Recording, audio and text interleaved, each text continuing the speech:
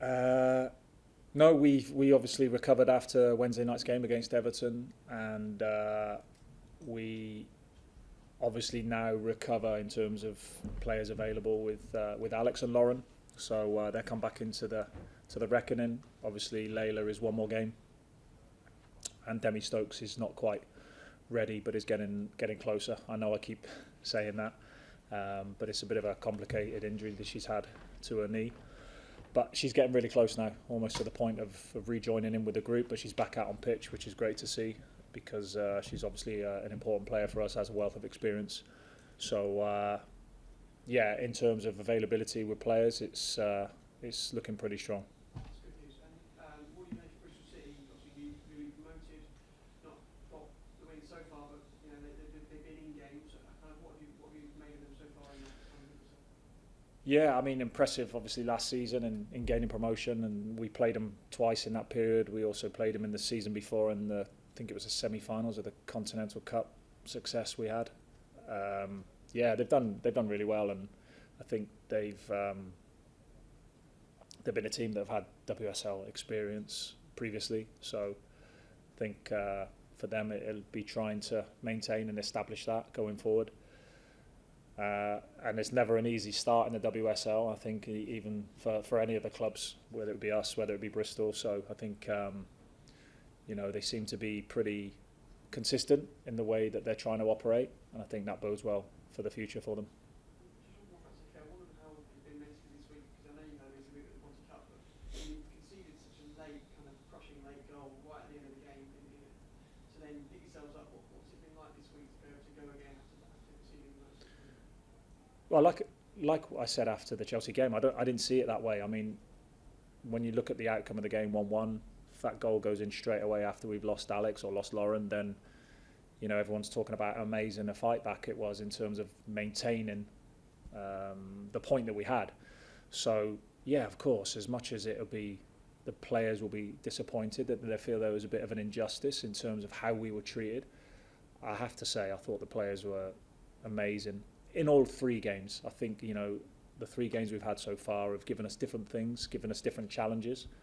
It was nice to keep all of the players on the pitch on Wednesday night, but yeah, I think they've been fantastic. I mean, we made 9 changes the other night to the team in the Continental Cup, and the performance levels were so good. The West Ham game was one of the most impressive performances I've seen from one of my teams in a long time, and then Chelsea gave us something completely different where we saw a different side to us. So a lot of the signs that I've seen from the team have been so impressive, and I think that comes from unity, being together a lot, sticking together, being really resilient, and just the harmony between the team is very good.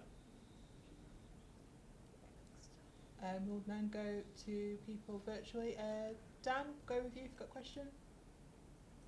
Hi Gareth, hope you're well. Thank you. I just wanted to ask about Jess Park. Obviously, she was on target the other night, and I just want to kind of get your feeling for how she's been so far, being back at Man City, and obviously whether that performance has put her in a good place going into this weekend. Yeah, really impressed with Jess the other night. I thought she was very good in a lot of the actions that she made. Obviously, getting the goal is good for her confidence as well, and I like the fact that she was really respectful to a team that she played for last season by not celebrating. I think for us, when you look at the business that we did in the summer with obviously just Jill Roord coming to the club, I think you look to players like Jess and like Ruby Mace, a little bit Julie Blackstad. Those players were out on loan last season. They're like having new players, and I think we certainly felt that way with those, and particularly Jess when she came back, because I felt that she was more mature in her display, more mature in the way she's performed, and she only gets that from another year playing regular football. So I think it's great for us to have a player of that calibre who is, don't forget, is a young player still, has got a lot of experience under her belt, who always remember in my first season winning the FA Cup, she came on and played such a pivotal moment in creating that chance for Georgia to score. So yeah, she's got so much in front of her, Jess, in that respect, and like I say, it's like having a new player. Just want to ask on Bristol City, obviously in recent games you've scored a lot of goals against them. I think, you know, when you look at the team, there's still probably quite a few players there who play championship for them. So, you know, do you take kind of much confidence on the fact that you have scored a lot of goals in those recent meetings? Yeah, we do, but of course we just can't turn up and expect that to happen. I think it's really important that we work the processes that we work to. We've analysed the opponents as detailed as we would any opponent, and I think, like you mentioned there, one of the strengths of Bristol, and a little bit similar in our outlook, is that there's not been too much change. And I think that can help sometimes. We might not see it in the early part of the season, but I think it'll help with their continuity. Obviously, the same coach there as well, which really helps. And yeah, I think that's going to be a potential strength of theirs as the season goes on. That's brilliant. Thanks, Gareth. Best of luck. Thank you. Adam Mountain? Hi guys, sorry if any of these have been asked in the room thing. I've missed the start. You won a midweek. Good to have Bunny Shaw back. You know, how's she recovered from that, and how important is it to get her there to be able to play for this weekend and the rest of the season? Yeah, I mean, Bunny was unfortunately at a slight issue when she came back from Jamaica, and we weren't able to use her at the beginning of the season. But yeah, of course, you know, with the seasons she had last year, and playing the role that she played against Everton the other night and scoring as well. You know, she created the goal for Jess. She scored before we took her off on 60 minutes. So, yeah, fantastic to have her back. I think that Bunny is such an influential player. I think is a player who the team really look to in terms of setting off everything we do, whether that be an attacking presence or when we don't have the ball. I think she brings so much with her personality and the quality that she has. So, yeah, fantastic to have her back, and nice for her to get off the mark in her first start so early in the season. And how's the rest of the team holding up? Are there any fresh injury concerns? No. Lauren's still nursing a little bit of a shoulder complaint from the challenge with Lawrence in the Chelsea game. But again, she's in a good place. We obviously couldn't use her on Wednesday evening. So yeah, good to get a couple of options back to the team. But again, like I say, I think the fact that we had 3 players that weren't available for Everton due to suspension, and we still were able to make 9 changes, shows a little bit the strength of the group that we have at the moment and the competition for places, which is great for me to have. But I think the challenges within the team that are happening are fantastic and are allowing us to train at really high levels that are going to help us in the games. And quickly, you just mentioned the suspensions. I know when it gets to this point, there are lots of big referee decisions. There's often a conversation about VAR that crops up. Is VAR, or maybe a VAR light version, something that you would welcome in the WSL, something you feel would be beneficial?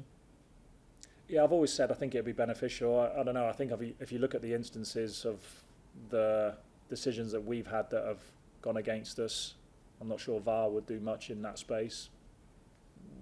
But particularly Layla's, when we did go to an appeal, I don't think the camera angles were particularly helpful in that respect in terms of what we had. But yeah, without wanting to go over old ground, I felt it was very harsh. I thought it was a yellow card at best. Unfortunately, on review, wasn't downgraded to lesser games, which would have allowed Layla to be back involved with us at the weekend. So yeah, of course, we just, you know, at the end of the day, it's I think it's something that will come when it comes. At the moment, unfortunately, you still see that even in the games that we do see it in, it's still not faultless, which is hard to believe, really, when it's so clear sometimes. But again, I think it comes down to human error and communication, and it's not great when you hear afterwards that, you know, there's an apology in place because we got it wrong, and that doesn't help because you obviously can't replay the games. And this is why there'll always be human error, whether it be coaches, whether it be players, whether it be officials. So as much as we'd like it in the game, we're still going to see mistakes for sure. Thanks, Gareth. Thank you. Rach from Girls on the Ball.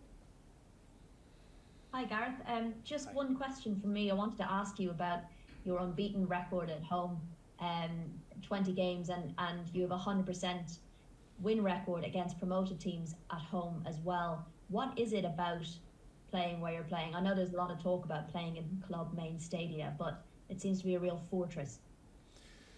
Yeah, I mean, I think it's an amazing environment to play in for a start. I think anyone who was at the Joy Stadium last weekend would have witnessed that. I think it's a great atmosphere. It's a good, obviously, surroundings and playing surface for us to play our game and show our identity. And again, I think it's the support of the supporters is really phenomenal, because they can really see what we're trying to do as a team. And yeah, to have that support consistently is great, and I would imagine that most teams would say that. But I think to go on that run that we have done and to go unbeaten at home all season is no mean feat. Okay, there's less games than most standard leagues, but that's still really difficult. I think in an ever-increasing standard of WSL, where teams will take points from one another, that's not to be overlooked, and we want to continue with that. And I think we had everything chucked at us last weekend, and the girls still maintain that record, which is amazing, and full credit to them for doing that. So yeah, I mean, look, I really enjoy the home games. I think it's something that you kind of like really look forward to. I also think our performances away from home have been good as well, because you come out of that familiarity of being at home in the away games, because you go into obviously different dressing room, different pitches, you have to stay in a hotel, which people probably don't realise can upset sleep patterns. You have a different mattress, those types of things. We really try to be on the front foot with those things that would really helping the girls be at their very best, and I think we get the balance right most of the time.